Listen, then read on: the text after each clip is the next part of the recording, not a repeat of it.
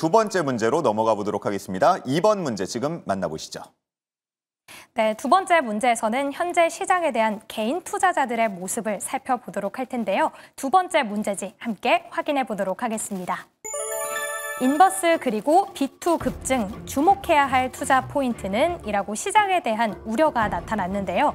최근에 증시 변동성이 크게 확대되면서 개인 투자자들 또다시 증시 하락에 베팅하는 인버스 ETF를 매수하고 나섰습니다. 전일의 경우에는 개인 투자자들 가장 많이 순매수한 ETF가 바로 코덱스 200 선물 인버스였는데요. 무려 1,100억 원 규모로 매수세가 보여지면서 같은 날 2위를 기록했던 이 타이거 미국 S&P 500에 비해서 3.5배나 현재 거래 금액이 크게 발생을 했다고 합니다. 여기에 더해서 시장 변동성이 큰 와중에서도 빚을 내서 투자하는 B2도 급격하게 늘어났다고 하는데요. 이에 따라서 신용거래 융자 잔고 역시도 사상 최고치를 경신하고 있는 상황입니다. 하지만 반대로 증권사의 경우에는 과열 조짐을 경계하면서 미리 선제적인 대응에 나섰다고 하는데요. KB증권의 경우 지난달 30일부터 현재 국내외 주식과 펀드 등 전 종목에 대해서 증권담보대출의 신규 취급을 한시적으로 중단했다고 합니다. 개인 투자자와 증권사 서로 엇갈린 투자 방식을 보여주고 있는데요.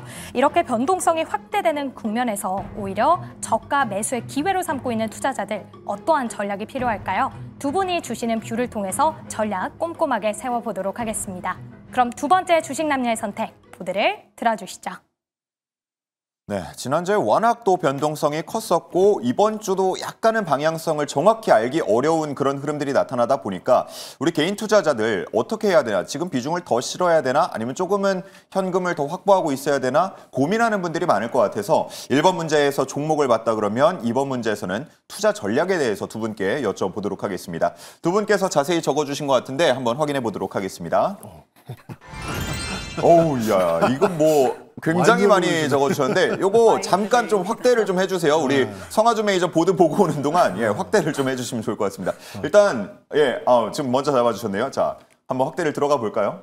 자, 뭐라고 적어주셨나 한번 보니까 냉정한 이성으로 상승 하락 요인을 분석하는데 상승에는 이런 것들이 있고 하락에는 이런 것들이 있다. 이거 좀 든 상태에서 설명 조금만 해주시면 좋을 것 같아요. 네, 알겠습니다. 예.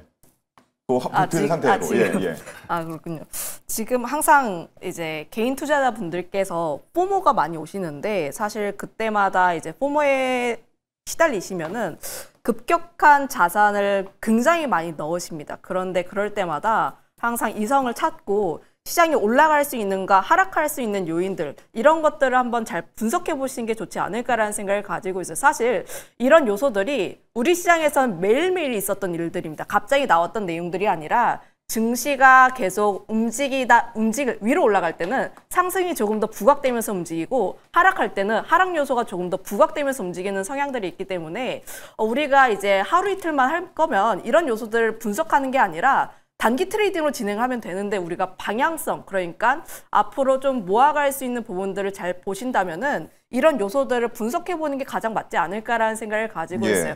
만약에 내가 뭐 하락에 조금 더 베팅을 한다 하시는 분들 같은 경우에는 이 요소들이 단기간에 끝날 것인지 안 끝날 것인지를 조금 더 확인해 보시는 게 맞다라는 생각을 가지고 있고, 상승에 베팅하시는 분들 같은 경우도 하락 요소들이 언제 끝날까 이거를 잘 고민해 보시면 좋을 것 같습니다. 지금 상승 요소들도 잘 보시면 조금 더 보시면 국내 정책에 대한 부분들 지금 앞서 이야기했던 것처럼 뭐 결국 뭐 배당에 대한 분리 과세라든지 정부에 대한 스탠스라고 보시면 좋을 것 같고 유동성에 대한 부분들인데 지금 뭐 QT 종료에 대한 내용들이 나오면 결국은 돈풀기를 하겠다라는 거예요.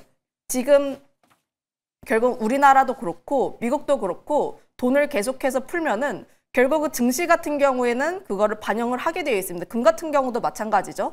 계속 돈에 대한 가치가 떨어지다 보니까 증시라든지 부동산이라든지 이런 부분들로 함께 올라가는 부분들이 있어서 증시 역시도 함께 움직일 수 있다는 부분들, 그리고 AI에 대한 실적인데 지금 실적에 민감한 종목군들이 굉장히 많아요. 지금 뭐 실적 미스나면서 하락하는 종목군들도 많은데 실적이 잘 나오면서 앞으로 더 잘 나올 거야 하는 기업들이 지금은 이제 공통 분모를 조금 찾으면 AI가 되지 않을까라는 생각을 가지고 있습니다.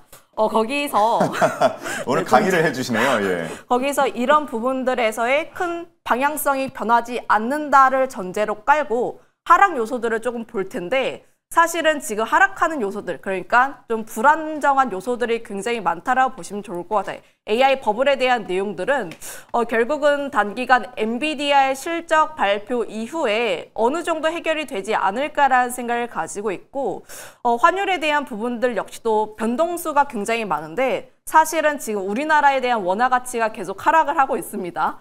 지금 보시면 우리나라 원화 가치가 계속 하락하고 있고 지금 뭐 서학개미 분들이 돈을 너무 많이 미국으로 보내고 있어요. 그렇죠. 예. 그런 부분들을 배제할 수가 없기 때문에 환율 같은 부분들은 단기간 끝날 수가 없다라는 점들.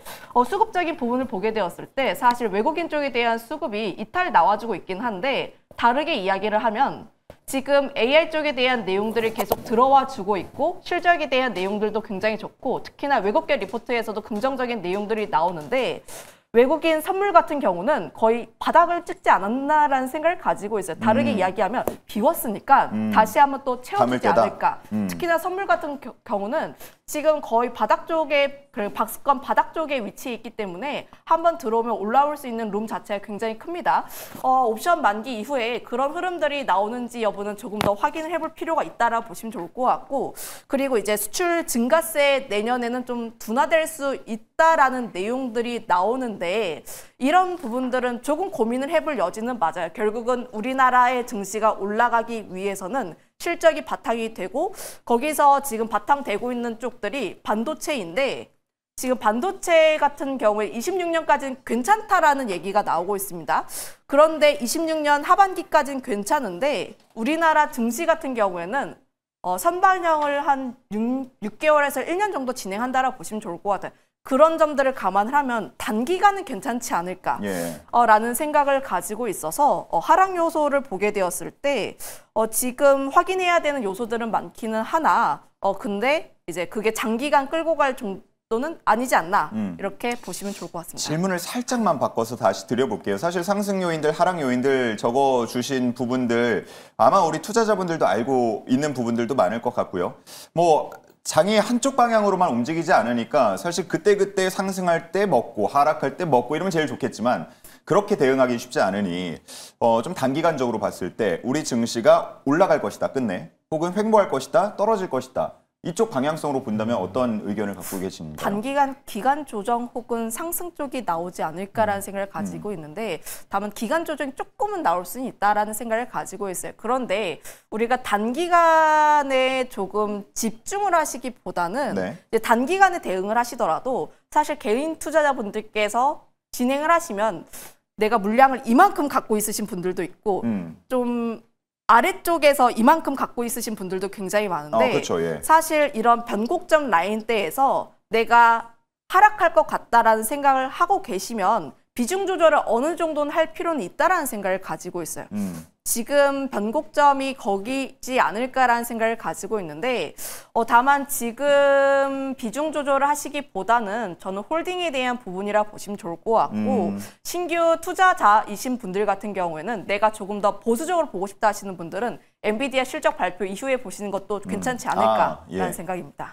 좋은 타이밍을 또 하나 지적을 해주셨습니다. 자, 워낙 또 많이 말씀을 해주셔서 우리 성하주 매니저님 하실 말씀이 있으실지 모르겠는데 급하게 좀 추가로 뭘 적으신 것 같네요. 이거 안 적으면 안 될 것 같아가지고. 예. 네, 좀 적긴 했습니다만 저도 일단 어쨌든 시장의 수급과 환율을 좀 주시해 보실 필요가 있다라는 말씀을 좀 드려야 될 것 같아요. 예, 지금 시장에서 여러분들 뭐 당연히 아시겠지만 이제 수급이 너무나도 중요해요. 아무래도 이제 최근에 시장이 그나마 4,000선, 4,100선에서 버티는 이유는 그나마 기관들이 받아주고 고객행탁금이 쌓여있는 우리 개인들이 버텨주기 때문에 그나마 지수가 버티는 건데 지금 시점에서는 외인들이 빠르게 돌아서주는 흐름이 나오느냐 이게 너무나도 중요한 시점이죠. 아무래도 이제 외국인들이 최근에 이 이 환율에 대한 우려도 계속 쌓여 있는 상태이고 아무래도 이제 고점에 대한 부분도 좀 있잖아요. 우리나라 시장에 아무도 가보지 못했던 4,200선을 만들었었다 보니까 이 고점에 대한 차익 매물들이 나오는 구간이라는 점을 고려한다라 그랬을 때는 당연히 외국인들의 수급이 다시 한번 순매수로 전환될 수 있는가를 한번 보셔야 되고 하나 또 중요한 건 시한폭탄이 준비가 돼 있잖아요. 지금 신용거래용자가 최대폭이다라고까지 이야기가 나오고 있단 말이에요. 이게 무슨 얘기냐면 시장이 단기간의 조정을 지난주처럼만 만들어내면 반대매매 터진다는 얘기예요. 그럼 반대매매 터지면 시장의 하락을 부추긴다는 얘기고요. 그럼 그 시장의 하락을 부추기면 신용용자에 대한 부분들이 아니어도 패닉셀이 나온다는 얘기죠. 그렇기 때문에 현 시점에서는 터지지 않은 시한폭탄이 있다는 것을 감안해 두고 시장의 조정에는 여러분들이 좀 보수적으로 대응을 좀 해야 되는 그런 구간이다라고 말씀을 드리겠고요. 결국 지금 시점에서 우리가 기대해 봐야 되는 건 환율의 안정화예요. 사실 이 환율도 따지고 보면 메비우스에 띄거든요. 사실 오늘 같은 경우에도 1,460원대를 넘어가서 1,465원 이렇게까지 환율이 올라갈 이유가 있나라는 걸 고려해 본다라 그러면 계속 물리고 물려요. 어떤 이야기냐면 결국엔 외국인들도 차익 매물에 대한 부분으로 매도를 하겠지만 환율이 오르니까 환차손 때문에 매도하는 부분도 있거든요. 그럼 환차손 때문에 매도하게 되면 외국인들은 원화를 달러로 바꿉니다. 그죠? 그럼 원화로 달러로 바꾸게 되면은 당연히 이 달러의 매수 수요가 늘어나다 보니까 원화의 가치가 상대적으로 낮아지겠죠. 그럼 환율이 또 올라요. 그럼 환율이 또 오르면 또 환차손 때문에 매도한단 말이에요. 그래서 메비우스에 띄어요. 그렇기 때문에 현재로서는 이 환율에 대한 안정화를 위해서는 우리가 기대하고 있는 첫 번째 금리 인하에 대한 부분들이 확정치가 좀 나와야 되고 추가적으로 우리가 아직까지 받아들이지 못한 관세 협상에 대한 결과물, 팩트시트가 공개가 되면서 우리 시장의 원화 가치를 좀 올려줄 수 있는 그런 대응들이 나와야만 환율이 안정화가 된다. 그래서 환율이 안정화가 첫 번째, 그 환율 안정화 이후에 팔았던 외국인들이 안정화 기조에 다시 한번 환차익을 노리면서 매수가 들어온다라 그러면 우리 시장은 추가적인 상승이 나온다. 하지만 그 흐름이 나오기 전까지는 저는 어느 정도 기간 조정, 좀 기관이 버텨주고 개인이 버텨주는 좀 기간 조정이 나오지 않을까 좀 이렇게 말씀드릴 수 있겠습니다. 네, 좋습니다.